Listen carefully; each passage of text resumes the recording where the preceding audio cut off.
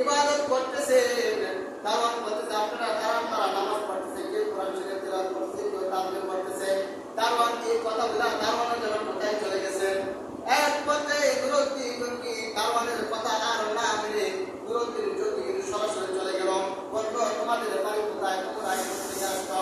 বলল, আমাদের বাড়ি কোন জায়গায়? আমরা আসলাম, আমরা একজন পাক্কা নামাজি কুরআন তেলাওয়াতকারী। আমরা সবসময় তাসবিহ পড়ে কেউ দাওয়াত দিলে দাওয়াত খাই না, মানুষের সেবা শুশ্রূষার কাজ করে মানুষকে দান করি। মক্কার মদিনার মধ্যে কিছু লোক ছিল, তারা বলতেছে, ও দুরন্তির জঙ্গি, তারা কাজ করো, মানুষদেরকে দান করে, কেউ দাওয়াত দিলে তারা দাওয়াতের মধ্যে যায় না, তারা দাওয়াত খায় না, শুধু মানুষদেরকে খাওয়ায়।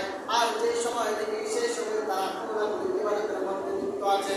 এই কথা বলার পর দুরন্তি জঙ্গি বলতেছে একটা কথা বলে এলাকার মধ্যে, চুরের মন পুলিশ তারা বলতেছে তারা কোন ধরনের আকার আকৃতি ধারণ করেছে।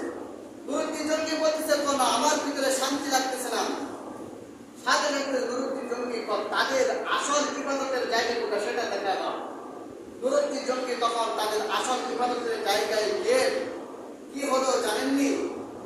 ইবাদতের জায়গায় গিয়ে জাই নামাজ ছিল, বিছানা ছিল, সেই বিছানাটা উঠাইলো, উঠায় দেখে এক পাথর, সেই পাথরটা উঠায় দেখে নবীজির রওজার বরাবর তারা সুড়ঙ্গ করেছে।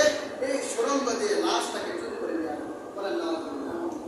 এই কথা, এই বিষয়টা দেখার পর দুরন্তি জঙ্গি এই তিনজনকে ধৈর্য আইনা মদিনার মধ্যে আনলো।